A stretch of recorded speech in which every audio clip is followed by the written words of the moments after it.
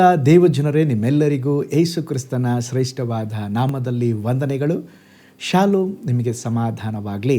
ಈ ದಿನ ದೇವರ ವಾಕ್ಯದ ಧ್ಯಾನಕ್ಕಾಗಿರುವಂಥ ವಿಷಯ, ಜಗತ್ತಿಗೆಲ್ಲ ಸುವಾರ್ತೆಯನ್ನು ಸಾರಿರಿ. ಅದಕ್ಕೆ ಆಧಾರವಾಗಿ ಮಾರ್ಕನ ಬರೆದ ಸುವಾರ್ತೆ 16ನೇ ಅಧ್ಯಾಯ 15ನೇ ವಚನ. ಆಮೇಲೆ ಅವರಿಗೆ, ನೀವು ಲೋಕದ ಎಲ್ಲ ಕಡೆಗೆ ಹೋಗಿ ಜಗತ್ತಿಗೆಲ್ಲ ಸುವಾರ್ತೆಯನ್ನು ಸಾರಿರಿ. ಯೇಸುವಿಗೋಸ್ಕರ ಸಾಕ್ಷೀಕರಿಸುವುದು ಸದಾವಕಾಶ ಮಾತ್ರವಲ್ಲ, ಅದು ನಮ್ಮ ಕರ್ತವ್ಯವಾಗಿದೆ. ಈಗ ಓದಿಕೊಂಡ ವಾಕ್ಯ ಭಾಗದಲ್ಲಿ ದೇವರು ಹೇಳುತ್ತಾ ಇದ್ದಾರೆ, ಜಗತ್ತಿಗೆಲ್ಲ ಸುವಾರ್ತೆಯನ್ನು ಸಾರಿರಿ. ನೋಡ್ರಿ, ಈ ಪ್ರಪಂಚದಲ್ಲಿ ಯಾರ ಬಳಿ ಶುಭ ಸಂದೇಶ ಇದೆ ಗೊತ್ತಾ? ನಮ್ಮ ಬಳಿ ಮಾತ್ರ. ನೋಡ್ರಿ, ಯಾವ ರಾಜಕೀಯ ಪಕ್ಷಗಳಿಗೂ ಸಹ ಶುಭ ಸಂದೇಶ ಇಲ್ಲ. ಅಚ್ಚೇ ದಿನ್ ಎಂಬುದಾಗಿ ಹೇಳ್ತಾರೆ. ಅಚ್ಚೇ ದಿನ್ ಯಾವ ಪಕ್ಷಕ್ಕೂ ಇಲ್ಲ, ಯಾವ ಜನರಿಗೂ ಇಲ್ಲ. ಅಚ್ಚೇ ದಿನ್ ಯಾವಾಗ ಬರ್ತದೆ ಅಂತ ಹೇಳಿದ್ರೆ, ಶುಭ ಸಂದೇಶ ಕೇಳುವಾಗ, ಸುವಾರ್ತೆಯನ್ನು ಕೇಳುವಾಗ. 2 ಅರಸಗಳು 5ನೇ ಅಧ್ಯಾಯ 3ನೇ ವಚನದಲ್ಲಿ ನೋಡ್ತೇವೆ, ಒಬ್ಬ ಚಿಕ್ಕ ಬಾಲಕಿ, ಆ ಬಾಲಕಿಯ ಬಳಿಯಲ್ಲಿ ಒಂದು ಸಂದೇಶವಿತ್ತು. ಆ ಒಳ್ಳೆ ಸಂದೇಶವನ್ನು ತನ್ನ ಯಜಮಾನಿಗೆ ತಿಳಿಸುತ್ತಾ ಇದ್ದಾಳೆ. ನನ್ನ ದನಿ ಸಮಾರ್ಯದಲ್ಲಿರುವ ಪ್ರವಾದಿಯ ಹತ್ತಿರ ಇರುತ್ತಿದ್ದರೆ ಎಷ್ಟೋ ಒಳ್ಳೆಯದಾಗಿತ್ತು, ಅವನ ಕುಷ್ಠರೋಗ ನೀಗಿ ಹೋಗುತ್ತಾ ಇತ್ತು, ಆ ಪ್ರವಾದಿ ಅವನನ್ನು ಗುಣಪಡಿಸುತ್ತಾ ಇದ್ದ. ಇದನ್ನು ಕೇಳಿ, ಆ ಹುಡುಗಿಯ ಮಾತನ್ನು ಕೇಳಿ, ನಾಮನನು ತನ್ನ ದೇಶವನ್ನು ಬಿಟ್ಟು ಎಲೀಷನ ಹತ್ತಿರ ಬಂದನ್ರಿ. ಬಂದದ್ದು ಮಾತ್ರವಲ್ಲ, ಎಲೀಷ ಹೇಳ್ದ, ನೀನು ಹೋಗಿ ನೀರಿನಲ್ಲಿ 7 ಸಾರಿ ಮುಳುಗಿ ಹೇಳಪ್ಪ ಯೊರ್ದಾನ್ ನದಿಯಲ್ಲಿ ಅಂತ ಹೇಳಿದಾಗ, ಅದು ನಮ್ಮೂರಲ್ಲೇ ಮಾಡ್ತಾ ಇದ್ನಲ್ಲಪ್ಪ, ಯಾಕೆ ಇಲ್ಲಿ ಹೇಳ್ತಾ ಇದೆಯಾ ಅಂತ ಹೇಳಿದಾಗ, ಆ ಸೇವಕ ಹೇಳ್ದ, ಅವನು ಎಷ್ಟು ಕಠಿಣವಾದ ಕಾರ್ಯ ಹೇಳಿದ್ರು ನೀವು ಮಾಡ್ತಾ ಇದ್ರಿ, ಏನೋ ಒಂದು ಸುಲಭ ಕಾರ್ಯ ಹೇಳಿದ್ದಾನೆ, ಹೋಗಿ ಯೊರ್ದಾನ್ ನದಿಯಲ್ಲಿ 7 ಸಾರಿ ಮುಳುಗಿರಿ ಅಂತ ಹೇಳಿದಾಗ, ಮುಳುಗಿ ಎದ್ದಾಗ ಅವನ ಕುಷ್ಠ ರೋಗ ನೀಗಿ ಹೋಯಿತು. ಒಬ್ಬ ಚಿಕ್ಕ ಹುಡುಗಿ ತಿಳಿಸಿದಂಥ ಒಂದು ಒಳ್ಳೆಯ ಸಂದೇಶ ಆ ನಾಮನನ್ನು ದೇವರನ್ನು ಕಂಡುಕೊಳ್ಳುವಂತೆ ಸಹಾಯ ಮಾಡಿತು. ಅದಕ್ಕೆ ಪ್ರಸಂಗಿ 11:1 ವಚನ ಹೇಳ್ತದೆ, ಓ ಸ್ತೋತ್ರ, ನಿನ್ನ ಆಹಾರವನ್ನು ನೀರಿನ ಮೇಲೆ ಚೆಲ್ಲು, ಬಹುದಿನದ ಮೇಲೆ ಅದು ನಿನಗೆ ಸಿಕ್ಕುವುದು. ಹಾಗಾದರೆ ದೇವರ ವಾಕ್ಯವನ್ನು ಚೆಲ್ಲಬೇಕ್ರೆ, ದೇವರ ವಾಕ್ಯವನ್ನು ಸಾರಬೇಕು, ದೇವರ ವಾಕ್ಯವನ್ನು ತಿಳಿಸಬೇಕು. ಒಬ್ಬ ಸಹೋದರಿ ಇದ್ರಿ, ಅವರಿಗೆ ಆತ್ಮಭಾರ ಬಹಳ ಇತ್ತು. ದೇವರೇ, ನಿನಗಾಗಿ ಏನಾದರೂ ಮಾಡಬೇಕು, ಸುವಾರ್ತೆ ಸಾರಬೇಕು, ಏನಾದರೂ ಒಂದು ಐಡಿಯಾ ಕೊಡ್ರಿ, ಏನಾದರೂ ಒಂದು ಆಲೋಚನೆ ಕೊಡ್ರಿ. ದೇವರವ್ರಿಗೊಂದು ಐಡಿಯಾ ಕೊಟ್ಟರೆ. ಏನು ಐಡಿಯಾ ಗೊತ್ತಾ? ಸುವಾರ್ತೆಯ ಬಾಟಲ್ಗಳು. ಇದೇನು ಪಾಸ್ಟರ್, ಸುವಾರ್ತೆಯ ಕರಪತ್ರ ಕೇಳಿದ್ದೇವೆ, ಸುವಾರ್ತೆಯ ಸಂದೇಶ ಕೇಳಿದ್ದೇವೆ, ಇದೇನು ಸುವಾರ್ತೆಯ ಬಾಟಲ್ಗಳು? ಏನಿಲ್ಲರಿ. ಸುವಾರ್ತೆಯ ಬಾಟಲ್ಗಳು ಅಂತ ಹೇಳಿದ್ರೆ, ಒಂದು ಕರಪತ್ರವನ್ನು ತೆಗೆದುಕೊಂಡು ಬಾಟ್ಲುಗಳಲ್ಲಿ ಇಟ್ಟು, ಬಾಟ್ಲನ್ನು ಮುಚ್ಚಿ ಅದನ್ನು ನೀರಿನಲ್ಲಿ ತೇಲಿ ಬಿಡುವಂಥದ್ದು. ಇವ್ರು ಏನು ಮಾಡಿದ್ರು ಗೊತ್ತಾ? ಅವರ ಮನೆ ಹತ್ರನೇ ಒಂದು ಹೊಳೆ ಇತ್ತು. ಪ್ರತಿದಿನ ಆ ಬಾಟ್ಲುಗಳಲ್ಲಿ ಆ ಸುವಾರ್ತೆಯ ಕರಪತ್ರವನ್ನು ಇಟ್ಟು ಆ ನೀರಿನಲ್ಲಿ ತೇಲಿ ಬಿಡ್ತಾ ಇದ್ರು. ಪಾಸ್ಟ್ರೇ, ನೀರಿನಲ್ಲಿ ತೇಲಿ ಬಿಡುವಂಥದ್ದು, ಸುವಾರ್ತೆಯ ಬಾಟ್ಲುಗಳನ್ನು ಬಿಡುವಂಥದ್ದು ಏನು ಪ್ರಯೋಜನ ಅದರಿಂದ ಅಂತ ಕೇಳ್ತೀರಾ? ನಡೆದ ಅದ್ಭುತ ಏನು ಗೊತ್ತಾ?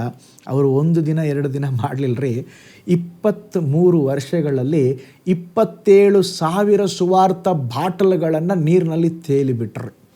ನಡೆದ ಅದ್ಭುತ ಏನಂತ ಹೇಳಿದ್ರೆ, ಆ ಸುವಾರ್ಥ ಪ್ರತಿ ಬಾಟಲ್ಗಳು ಹೊಳೆ ನೀರಿನ ಮೂಲಕ ಅನೇಕ ಸ್ಥಳಗಳಲ್ಲಿ ತಲುಪಿ, ಅದರ ಮೂಲಕವಾಗಿ ದೇವರನ್ನ ನಂಬಿದವರು ಎಷ್ಟು ಜನ ಅಂದರೆ 5,600 ಜನ ರಕ್ಷಿಸಲ್ಪಟ್ರಿ. ಈ ಸುವಾರ್ಥ ಬಾಟ್ಲಲ್ಲಿರುವಂಥ ಕರಪತ್ರವನ್ನು ಓದಿ, ಆ ಬಾಟ್ಲ್ ನೋಡಿದಾಗ, ಏನಿದು ಬಾಟ್ಲು, ಅದರೊಳಗೆ ಏನೇ ಇಟ್ಟಿದ್ದಾರಲ್ಲ ಅಂತೇಳಿ ತೆಗೆದು ಓದಿ ರಕ್ಷಿಸಲ್ಪಟ್ಟವರು. ಅದು ಮಾತ್ರವಲ್ಲ, ಅದನ್ನು ಓದಿ ಒಂದು ಬುಡಕಟ್ಟು ಸಮುದಾಯವೇ ಯೇಸುವನ್ನು ರಕ್ಷಕನಾಗಿ ಅಂಗೀಕರಿಸಿಕೊಂಡು ಅವರ ಊರಿನಲ್ಲಿ ಒಂದು ಆಲಯವನ್ನು, ಸಭೆಯನ್ನು ಕಟ್ಟಿ ಎಬ್ಬಿಸಿದ್ರಂತೆ. ನೋಡ್ರಿ, ದೇವರಿಗಾಗಿ ಏನಾದರೂ ಮಾಡಬೇಕೆಂಬಂಥ ವೈರಾಗ್ಯ ಇದ್ದರೆ ದೇವರು ಯಾರನ್ನಾದರೂ ಉಪಯೋಗಿಸ್ತಾರೆ. ಆ ಸುವಾರ್ತೆಯ ಬಾಟಲ್ಗಳ ಮೂಲಕ, ಆ ಸಹೋದರನ ಮೂಲಕ ದೇವರು ಅನೇಕ ಜನರನ್ನು ರಕ್ಷಣೆಗೆ ನಡೆಸಿದರು. ಇವತ್ತು ಸುವಾರ್ತೆಯನ್ನು ಕೇಳಿ, ನಾನು ಏಸಪ್ಪನ ಮಗಳು, ಏಸಪ್ಪನ ಮಗ ಎಂಬುದಾಗಿ ಹೇಳ್ತಾ ಇದ್ದೀವಲ್ವಾ? ಇವತ್ತು ನಾವು ದೇವರಿಗಾಗಿ ಏನು ಮಾಡ್ತಾ ಇದ್ದೇವೆ? ಪಾಸ್ಟರ್, ವಾರ ಚರ್ಚಿಗೆ ಹೋಗ್ತೀನಿ ಪಾಸ್ಟರ್, ಫಾಸ್ಟಿಂಗ್ ಪ್ರೇಯರ್ಗೆ ಹೋಗ್ತೀನಿ ಪಾಸ್ಟರ್. ನೋ. ಸುವಾರ್ತೆಯನ್ನು ಸಾರಬೇಕು, ಆತ್ಮಗಳನ್ನು ಸಂಪಾದಿಸಬೇಕು, ದೇವರ ಬಗ್ಗೆ ತಿಳಿಯದ ಜನರಿಗೆ ದೇವರ ಬಗ್ಗೆ ನಾವು ತಿಳಿಸಬೇಕು. ಅದಕ್ಕೆ ಯೇಸು ಸ್ವಾಮಿ ಹೇಳ್ತಾ ಇದ್ದಾರೆ, ಜಗತ್ತಿಗೆಲ್ಲ ಹೋಗಿ ಸುವಾರ್ತೆಯನ್ನು ಸಾರಿರಿ. ಹಾಗಾದರೆ ಒಪ್ಪಿಸಿಕೊಡೋಣ, ಸ್ವಾಮಿ ನಿನ್ನ ವಾರ್ತೆಯನ್ನು ಸಾರ್ತೇನೆ, ಸುವಾರ್ತೆಯನ್ನು ಸಾರ್ತೇನೆ, ನನಗೆ ಸಹಾಯ ಮಾಡಿರಿ. ಕಣ್ಗಳನ್ನು ಮುಚ್ಚೋಣ, ಪ್ರಾರ್ಥನೆ ಮಾಡೋಣ. ಪರಲೋಕದಲ್ಲಿ ವಾಸ ಮಾಡುವ ನಮ್ಮ ತಂದೆಯಾದ ದೇವರೇ, ನೀನು ಒಳ್ಳೆಯ ದೇವರಪ್ಪ. ನೀವು ನಮಗೆ ಹೇಳಿದ್ದೀರಿ, ಹೋಗ್ರಿ ಜಗತ್ತಿಗೆಲ್ಲ ಸುವಾರ್ತೆ ಸಾರಿರಿ. ಹೌದಪ್ಪ, ನಿನ್ನ ವಚನವನ್ನು ಘೋಷಿಸುವಂತೆ, ನಿನ್ನ ಸುವಾರ್ತೆಯನ್ನು ಸಾರುವಂತೆ ನಮಗೆ ಸಹಾಯ ಮಾಡಿರಿ ದೇವರೇ. ಈ ಒಳ್ಳೆಯ ಸುದ್ದಿ ಬೇರೆ ಯಾರ ಹತ್ರನೂ ಇಲ್ಲಪ್ಪ. ಈ ಒಳ್ಳೆಯ ಸುದ್ದಿಯನ್ನು ನಮ್ಮ ಹತ್ರನೇ ನಾವು ಇಟ್ಕೊಳ್ಳದೆ ಇತರರಿಗೆ ಅದನ್ನು ತಿಳಿಸುವಂತೆ, ಸಾರುವಂತೆ ಸಹಾಯ ಮಾಡಿರಿ. ನಾವು ಪರಲೋಕಕ್ಕೆ ಬರುವಾಗ ಸುಮ್ಮನೆ ಕೈ ಬೀಸ್ಕೊಂಡು ಬರದ ಹಾಗೆ ನಮ್ಮ ಹಿಂದೆ ಒಂದು ಆತ್ಮಗಳನ್ನು ತರುವಂತೆ ನಮಗೆ ಸಹಾಯ ಮಾಡಿರಿ. ಆತ್ಮಗಳನ್ನು ಗೆದ್ದುಕೊಂಡು ಬರುವಂತೆ, ಶುಭ ಸಂದೇಶವನ್ನು ಸಾರಿ ಅನೇಕರನ್ನು ಕರ್ತನ ಕಡೆಗೆ ನಡೆಸುವಂಥ ಅನುಭವದಲ್ಲಿ ನಮಗೆ ಸಹಾಯ ಮಾಡ್ರಪ್ಪ ದೇವರೇ. ನೀವು ನಮ್ಮನ್ನು ಆಳ್ವಿಕೆ ಮಾಡಿರಿ. ಈ ದಿನ ಈ ವಿಡಿಯೋನ ವಾಚ್ ಮಾಡಿದ, ವೀಕ್ಷಿಸಿದ ಎಲ್ಲರನ್ನ ಬ್ಲೆಸ್ ಮಾಡಿರಿ, ಕೃಪೆಯಿಂದ ತುಂಬಿಸ್ರಿ. ಯೇಸುವಿನ ಹೆಸರಿನಲ್ಲಿ ತಂದೆಯೇ, ಆಮೇನ್, ಆಮೇನ್. Praise the Lord. ಹಾಗಾದರೆ ದೇವರು ಕೊಟ್ಟಂಥ ಕಟ್ಟಳೆಯನ್ನು ಅನುಸರಿಸಿ ಜಗತ್ತಿಗೆಲ್ಲ ಸುವಾರ್ತೆಯನ್ನು ಸಾರೋಣ. ದೇವರು ನಿಮ್ಮನ್ನು, ನಿಮ್ಮ ಕುಟುಂಬವನ್ನು ಬ್ಲೆಸ್ ಮಾಡಲಿ. ನಾಳೆ ಮತ್ತೊಂದು ದೈನಂದಿನ ಧ್ಯಾನದಲ್ಲಿ ನಾನು ನಿಮ್ಮನ್ನು ಸಂಧಿಸ್ತೇನೆ. ನಾನು ನಿಮ್ಮ ಪ್ರೀತಿಯ ಸೇವಕ pastor Paul Joy. God bless you all. ಕರ್ತನಲ್ಲಿ ಪ್ರಿಯರೇ, ಈ ಸಂದೇಶ ಮತ್ತು ಪ್ರಾರ್ಥನೆ ನಿಮಗೆ ಆಶೀರ್ವಾದಕರವಾಗಿದ್ದರೆ, ದೇವರು ನಿಮ್ಮನ್ನು ಪ್ರೇರೇಪಿಸಿದರೆ, ನಂಬಿಕೆಯಿಂದ ಸಾಗುವ ಈ ಸೇವೆಗೆ ನಿಮ್ಮ ಅಮೂಲ್ಯವಾದ ಕಾಣಿಕೆಯನ್ನು ಬಿತ್ತಿರಿ.